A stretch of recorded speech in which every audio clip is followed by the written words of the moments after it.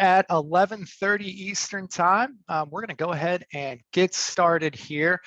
Let me be the first to welcome you to the RMI's first Power Up session of 2023. For those of you that I haven't had a chance to meet yet, my name's Ryan Childers. I'm the Managing Director of the RMI. Really glad you're here with us. We have a great session planned for you today on best practices for skills management. This is a topic that is absolutely near and dear to my heart. Before we do anything else, I wanted to take just a second and give a special thanks to our sponsor of today's event, Cantata. Really appreciate all of your help and support in making events like this possible. So thank you for that. We're going to go ahead and get right into this. So again, really excited to have you with us and looking forward to a great session here. Just to give you a feel for our game plan for today, I'm going to give you a brief introduction to the RMI, and this is geared really towards anyone who maybe isn't as familiar with us, or you're coming to your first Power Up session. So I'll tell you about the RMI, and then I'm going to share some of our perspective on best practices in skills management. And then I'm joined today by a good friend of mine, Deborah Olson. She's a senior principal consultant at RTM Consulting. Deborah has an absolute wealth of knowledge in skills management. She's helped a whole bunch of customers build and deploy skills inventories out in the fields. And so she's going to come in and share some of the things that she sees with the customers that she's had the opportunity to help. And then I'll come back in and I'll give us an update on some of our upcoming RMI events. And then we'll have some time for some Q&A at the end. All right, for those of you who are new to the RMI and joining us for the first time, just a little bit of background for you here. So the Resource Management Institute, we are an institute that was founded in 2016.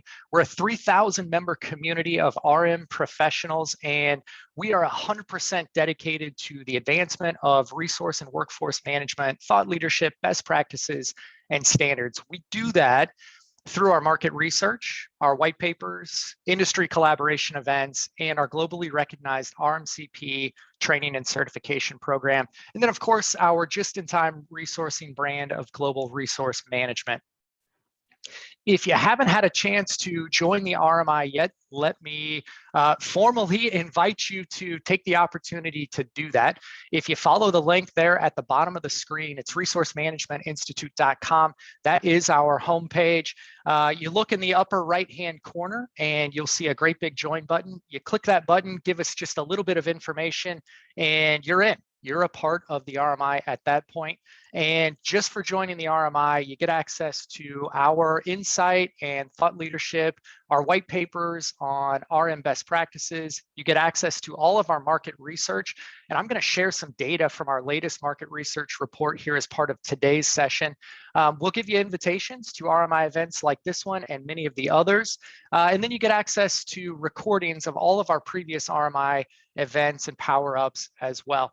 Best part about this is probably the best deal in town. For joining the RMI, it's absolutely free. So I highly, highly, highly encourage you to take advantage of that. Go to our website, join the RMI, and get all the benefits that come with it. Okay, so let's get to our topic around best practices for skills management. And what I thought I would do is just give you a little background and share a couple of numbers with you to kind of kick us off here. I'll give you some perspective and then we'll get right to our best practices. So the first number is an easy one. We'll start with the number one. The number one, simply put, from an RMI standpoint, our ability to characterize resource supply is absolutely an essential ingredient to effective resource management. It is a foundational component. So getting roles and skills well-defined and in place, absolutely essential. The second one is the number two. And I promise the third won't be number three, but the second one is the number two. So when we look at the inhibitors that our members have reported to effective resource management, designing, building, using, and maintaining an effective skills database is the number two inhibitor to doing resource management really, really well. It is right behind forecasting and capacity planning. The third number I want to share with you is 60%. 60%, this is coming right out of our latest market research. 60% of our survey respondents report that their current skills database does not effectively support their business needs. So all that's to say, we have some work to do. we have some work to do as a community to get this skills thing right. We have work to do to get our roles defined, to get the right skills defined and in place. And then we've got to organize those skills into categories and with the right taxonomy to make it really, really easy for folks to get at skills data. We've got to find a way to properly leverage technology to enable our skills database, and then sift through who's actually owning and being responsible for the upkeep around our skills database. And then having policies and procedures in place to govern how skills get updated, how we validate our skills and proficiency ratings, and make sure that skills stay in line with the needs of the business. And then we take all of that and layer on new demands for our skills data to support things like employee engagement and DEI initiatives and all the good things that come with those. So work to do. I thought I would cheat to the end and share a few of our absolute recommended practices when it comes to building, managing, and utilizing skills data. And before I show you the recommended practices, I want to give you a key concept. So this is a big takeaway from today's session. So key concept, consider the use of supply data. So again, roles and skills, supply data as our way to create a common language for planning and discussing project roles and resource skills. So that's a key concept when it comes to skills data and skills data management. And so our recommended practices: establish a single normalized list of roles and skills from across the business. So however your organization is organized, build one list of roles and skills and normalize it across the organization. And then take that list and socialize it with the folks, with the stakeholders you have on both the supply and the demand side. This is the easy way, and I say easy way, this is the right way to get folks using the same list and speaking a common language. Utilize technology. So get your skills data in some form of technology. I'll tell you, most organizations use some form of a commercial, off-the-shelf PSA, PPM, or RPM type of system. And I'll show you some data here in a second to help support that. And then when it comes to leadership around the skills database, this is a place where as an RMO, we ought to step in and drive all the processes and use of the skills database. And then balance. Balance is a really big word here. Balance is key when it comes to planning the number of skills that you need in your skills database. I think our natural tendency every time we see organizations building a skills database is to throw the kitchen sink at all of the skills that we feel like we need. And I would say, let's temper that a bit and back up and say, what skills are absolutely necessary in order to, and I'm going to put my cursor up here, in order to plan work. What are the skills that are paramount to being able to plan work? And then let's take those skills and organize them into logical categories and subcategories. And that's the idea of building a taxonomy that helps the folks that are using our skills data get at it in a very logical fashion. So put a taxonomy in place. And I'll tell you, try to keep that taxonomy as flat as possible. You don't want to build one that's 6 or 7 nested layers deep. You want to keep it down to a couple. And then with a skills database in place, let's put our skills data to use. So utilize our skills data to make good staffing decisions, to help us plan our capacity at a level beneath just doing it at the role level. And then I think it gets interesting when we have skills data in place. If we also have good demand data, we can overlay the two and use that view to then start to assess our team's strengths and weaknesses and preparedness to deliver on our demand in particular skill areas. And when we do that, that gives us some really valuable insight to be able to help inform where we might recruit in the future for particular skills and skill sets, or where we want to spend our training investment that we get every year as part of our training budget. And the last thing I'll mention is around governance. So our recommended practice is to get policies in place to govern how our skills are updated, how proficiency ratings get updated, so that everything stays fresh and up to date, making sure our skills stay in line with the needs of the business. All right. With those recommended practices, I want to show you just a little bit of data, and I'll tell you exactly where the data you're about to see, where it came from.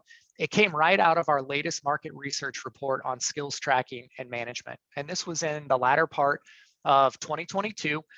We just published the survey about a month ago. If you haven't checked it out yet, there's a link right at the bottom of the slide here, bottom of the screen, for you to go and take a look at it. I'm going to pull out a couple of highlights that I think are relevant to today's discussion. There's a lot more information here in the report. So again, encourage you to go check that out. So the data points I want to share, and a question that I've long been asked in the RMCP classroom and with the customers I've consulted with, I would say this is probably the most popular question. How many skills should we have in our skills database? And again, I think our natural tendency is to throw the kitchen sink at it. And again, I would temper that a bit. 75% of respondents that participated in our Q4 survey reported that they have less than 200 skills in their skills database. So there's a great data point for you. Where should we house our skills data? Well, it needs to be in some form of technology. 94% are using technology for their skills database. And again, the vast majority are reporting that it's in a commercial off-the-shelf PSA, PPM, or RPM type of tool. And then how about skills updates? So should employees update their skill profiles and rate themselves? That's another common question I get. And I will give you an emphatic yes, they should.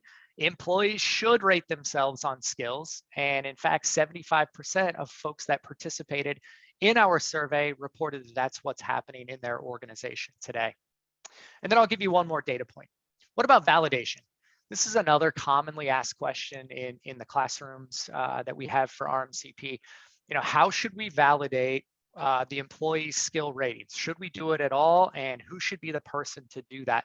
60% of respondents said that they have managers or some form of subject matter experts going in over the top of employee ratings, taking a look at them and making sure they all pass the relevant test and are accurate. And I think the idea here is, you want to make sure that you don't have someone who has embellished their ratings.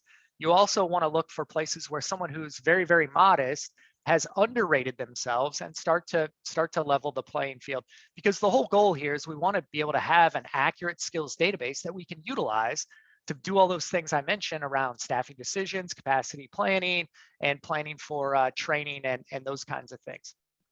And so the other thing that you'll see in our market research, in our survey, is what we saw substantiated with the data in that report. And so 3 practices, and we've talked about a couple of these, but I want to reiterate them. 3 things that you're going to see validated in that market research report.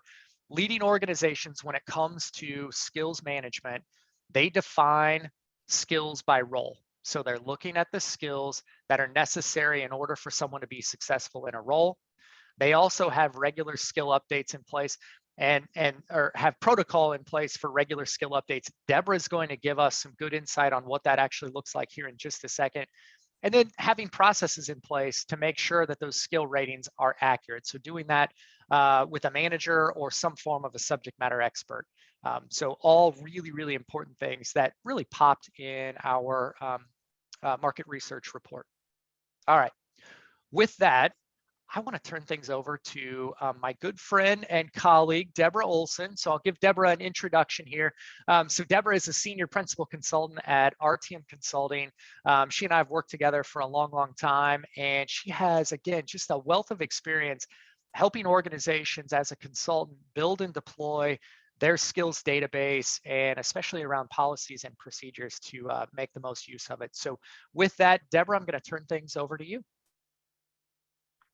All right, great. Thank you, Ryan. Thanks for having me here to kind of talk about this. So as Ryan just mentioned, the number 2 inhibitor for effective RM that people mentioned was designing, building, using, and monitoring their skills database. And so I kind of wanted to give you guys a few slides we're going to talk about. I've broken it down into 3 basic areas, and I'm going to share some tips from the trenches, as I like to say. So when I come in and help clients you can go back one more, Ryan, just real quickly. I wanted to say when I'm looking to define and implement a very strong skills management process with a client, help them, they've either already started or they're starting from new, it's a greenfield.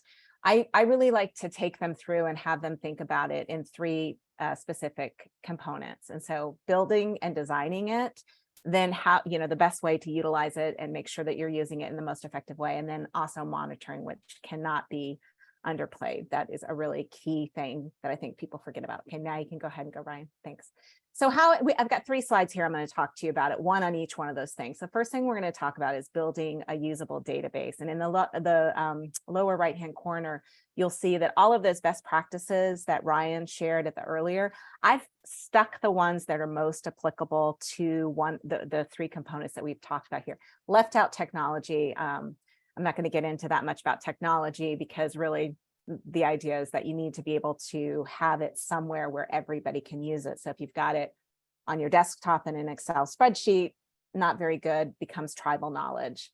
So when you're thinking about building a usable database, the first thing that I find is the most important, and these are, I should say the 1, 2, and 3 are actually, I've kind of combined them, and of all of the clients that I've worked with, we're going to talk about these 3, and these are 3 pitfalls, things that people don't think about when they're designing their database. So the first one is, I cannot underscore how important it is to define the relationship between the RMO or a resource manager. If you're a smaller company, you might just have one resource manager that's doing that resource management function, but you really need to define what the working relationship is between the RMO and delivery teams or professional services team. The way that I always tell people is that your RMO is the steward of skills management, right? They're the ones that are in it every day looking for resources. They're the ones that are using it for skills gap analysis. They're the ones that are ensuring that people are updating their skills. So they kind of are the keeper of the skills. But delivery is the part of the organization that really needs to determine the skills that's needed to ensure successful projects. They're out there, they're with your clients. They're the ones that are overseeing projects, working on projects. They know what they need from a skills perspective to be successful. The key that I like the RMO to play is that they're the ones that can kind of, I'm going to say, keep it real, because as Ryan mentioned, if you give delivery and you're like, what skills should we put into it? They'll just start listing it. And before you know it, you've got 500 skills. And hey, there may be some organizations that really do need 500 skills, but I would argue that the majority of them don't. Number one, it's too much. It's too much to ask someone to go in and rate themselves against all of these skills. And it's hard to keep up. And so then you end up having a skills database that isn't effective. It's not updated. It's just too big. So those are one of the things that you have to think of first, is how is the RMO and the delivery team going to work together? The second thing is really when you're determining what skills to include, which I kind of started already, is you want to make sure that you're having a critical eye when you think about what skills that you want to include. You need to make sure that the skills reflect what the business needs and not necessarily what the employee can do, right? Because we've all worked at different companies, and maybe it's slightly different what you did at one company than another. And so you've amassed a number of skills that they're great skills, but maybe it's not necessarily the skill set that this particular organization that you're working for has to, that it needs to have in there. So you have to really kind of make sure that you're looking at it from a critical, with a critical eye and determining that. And that's, again, where an RM and the RMO organization can come into play and kind of really push the delivery and say, do we really need these 10 things? And hey, these skills kind of sound the same. Can we combine them in a way? Or this is way too specific. We need to bring it up a level, because if you start getting super, super specific, that doesn't do you any good. And then the last point I want to talk about around building the database is really around your proficiency skill. So some skills, and the way that you set up your categories, they are going to maybe cause you to need a different scale descriptor than other ones, right? And you need to make sure that the thing about technology, it's not necessarily a downfall of technology, it just is, right? They're going to give you a rating scale and it's going to be 0 to 5, right? Now, if you have categories like soft skills and you have product, and then you have some methodology and some deliverables, however you decide your categories are, you've got to use that one scale for all of it, right? So I've helped a lot of clients where you come up and you actually provide a description for what a 0, 1, 2, 3, 4, or 1, 2, 3, 4, 5, however you set it up, actually what it actually means. Like, so if you're talking about language and you say, rate yourself against Spanish, and you put yourself at a 5, then you're probably going to be a native speaker. But when you get into the middle, sometimes it gets a little bit kludgy, and what might be a 2 or a 5, so it's not a bad idea to actually write down a description that's applicable to that particular category. And then you can actually have a proficiency skill that can work across categories. So really here, it's like I say, just don't be afraid to shy away from just having a one-word descriptor, because I can tell you that has been one of the hardest and longest involved conversations I've had with clients, is determining what 2 and 3 mean. 1 is normally super easy. 5 is usually super easy, but then 2 and 3, you're trying to figure what it is. And really what you want to do on your proficiency scale is you need to try to pull as much ambiguity out of it as you can, which is hard, which is why the validation is a good point, because again, you've got someone saying, no, I think you're a 4, you're not a 2. Like, you've got that person coming over up top of it. So don't be afraid to have descriptions that you can share with people to give them a little bit more insight of what you mean. Last point on this before we go to the other scale is that if you have a global company, you need to make sure that you tell them it goes 1 to 5, with 5 being the highest and not 5 to 1, because a lot of clients get into trouble with that, because if they're doing it from if they are developing it in the US and then it's going across, or if it's being developed in Europe and it's coming over, we don't necessarily have the same thing. So just want to make sure you do that. That's kind of the last point on building a database. All right, so you've got your database designed, you've got it implemented, you've got it built. Now, what do you need to think about as you're getting ready to start using your database? Number 1, cannot say this enough, do not underestimate change management when you are deploying your skills database out to the organization. You have to have buy-in to be successful. If you are not on the same page with delivery or with managers of the actual consultants or resources, you have to have buy-in. They have to know how important this is, and you have to roll it out properly. And that means that you should be actually having trainings, trying to have everybody. I've worked with clients where we've set up at global organizations, we've set up a time that's more easy for US, and then you've got one that's EMEA, just 2 different times, and even APAC. You have to set it up and then record it, and you want to bring it out to the organization, tell them what they need to do, tell them why it's important, tell them how they're going to use it, and tell them what and then walk them through it. I mean, actually bring it up and show it to them. And then the second thing is that you need to make sure that the delivery managers or leadership of professional services actually enforce that on the team. You have to do it. You can't just send an email and say, hey, we have a skills management database, please go in and do this. People aren't going to understand it. They're probably not going to be involved during the design phase. So they don't really know why it's being used. And it's really key. So that is why this is number 1 here. Change management is key. Reinforcement of the message, and actually walking them through and showing them why they're important in rolling it out. The next thing is really I wanted to talk about from an RM perspective. I think that a skills database for an RM is a super powerful tool. It really can help bridge knowledge gaps between an RM that comes in and is starting to support a specific practice, and kind of bring them up to speed very quickly on the skills that practice really uses. And then they can start to go out and look at the resources that are in those practices and start to see what skills they've done, or what skills they have actually checked off, and what level they're at, and they really can understand it. And so it really helps, it starts to help them identify the right resource faster.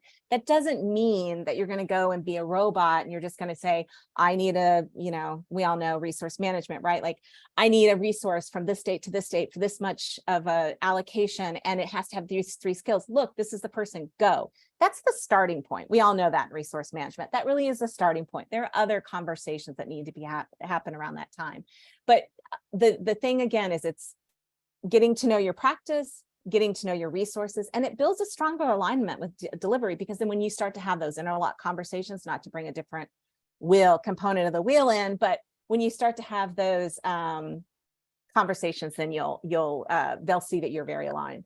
And then I'm not going to harp too much on this last one because Ryan kind of talked about it, but don't just use your skills data for tactical staffing purposes. This is the RM can really start to become more strategic and start to, when they're doing their forecasting and finding skills gaps, they can start to help the organization understand where do we need to hire. All right, I think I have about 3 minutes left. I'll go through quickly. Sorry, I'm a talker. Okay, monitoring is key. I talked about this at the beginning. Like, do not forget, this is probably the biggest area that I see clients downfall. They build a great database, they roll it out, their RMs are using it, and then they don't have any processes set up for how they're going to monitor that it is still going to be effective. So once it's live, the first thing, very quick point, don't make the mistake when you're rolling it out to everybody, leaving out how you're going to ensure that new employee skills are captured. New employees that weren't there when you rolled this thing out, set up a process, an onboarding process, get it in front of the onboarding people, talk to the delivery, talk to HR, whoever does onboarding, write up a sheet and say, here you go. They need to do their skills the first week or within the first 2 to 3 weeks that they're on. That's the first one. It's not good enough to define it and roll it out, right? Without these compliance processes. A process, I say this all the time, I don't know if any of my clients are on this call, a process is only as effective as the governance around it. You can write the best process. It looks beautiful on paper. Everybody nods their head and yes, this is great. And then nobody governs to see if it's happening. So you don't have the process for how often are they going to update their slides? How often are they going to update their skills? How often are you going to review the database to determine whether or not it's got the right skills still? So it's not just about the process, but who's going to govern it. And the RMO I think, should be right in the middle of it. The last one, and this is a big one, and I've seen this with clients I've worked with for a long time, and that is you need to remember and recognize that skills are going to change over time, right? As the organization changes, your skills inventory may need to change also. I think that I see companies, they build it, it's great, and they don't review it on a yearly basis, right? And a lot of things can happen, right? You can have a company that didn't have a particular role when you first built it, and then all of a sudden you now have, business analyst, for example, or you might have a different type of technical or engineer or something like that. That's a new role. And so, as we mentioned at the beginning, it's skills, right? You need to make sure that you account for new roles. Acquisitions is another big one. A lot of companies will acquire another firm and they need to make sure that, do we need to add some? Do these skills still work? And then also, if your organization changes and offers new service, decides to offer new service offerings or going a different way, make sure that the skills that you have in there are supporting what you are actually delivering. And my last comment will be, don't let your skills database become a dumping ground. Don't just shove stuff in there when you do roles and acquisitions and be like, okay, be mindful, critical eye, coming back to that first point, have a critical eye about your skills and how you're putting them in there. I'm going to just say this quote over here because I think it's super important. And then I'll turn it back over to you, Ryan. And a skills inventory is only as useful as it is accurate and up to date. Once it's not accurate and up to date, it can become useless. All right. I will turn it back over to you. Thank you, Deborah. A lot of really, really good stuff there. I'm glad you read that quote because if you didn't, I was about to. That is just a powerful, powerful takeaway from today's session. That skills inventory is only as useful as it is accurate and up to date. We've been saying that for a long, long time, and I think it really matters. So, okay, I'm going to give a quick update on a couple of upcoming RMI events. The one I really want to focus on here is our Resource Management Global Symposium. It is coming up and coming up quickly. I hope you'll consider joining us in Dallas. This is the premier resource management event of the entire year. It's coming up on April the 20th and 21st. Again, it's in Dallas, Texas. Registration is still open. You see a link there at the bottom of the screen. You can check out all the details about the event. We do have team discounts available. Wanted to mention that. If you're interested in those, let us know and we'll be happy. We've got a team that'll be super happy to help you. I'll give you the quick plug. RMGS, again, it's the premier resource management event of the year. This is a day and a half, just jam-packed with all things resource management. It is a great opportunity to learn, collaborate, and innovate with members of the RMI community. And again, we hope you'll consider joining us there. We'd love to connect and help you move things forward with resource management. I'll quickly mention a couple of training events. Prior to RMGS, we're running an RMCP class. So if you want to get trained and certified in RMCP, we are doing that leading up to RMGS. And then we're running 2 special events, RM Soft Skills as a workshop and Next Level Resource Management as well. Those are one-day events right before RMGS. We have our RMCP schedule for the rest of the year. You can see that. You can see what pricing looks like. We do offer a little bit of a discount if you register and register early. And then, of course, we have our on-demand classes that are always available as well. So best place to go is the resourcemanagementinstitute.com for some insight on all of those. All right. With that, I want to again say thank you to Cantata as our sponsor of today's event. I do see, really appreciate your help and support here. I do see we have a few questions in the questions panel, and we are right at the top of the hour. Deborah and I will sift through those, and we will take a look at them and respond offline and give you a chance to get some answers to your questions. So thank you, everyone, for joining us today. Thank you, Deborah, for some great insight on skills management best practices. And again, thank you to Cantata as our sponsor of today's session. Have a great rest of the day, and we'll see you again real soon.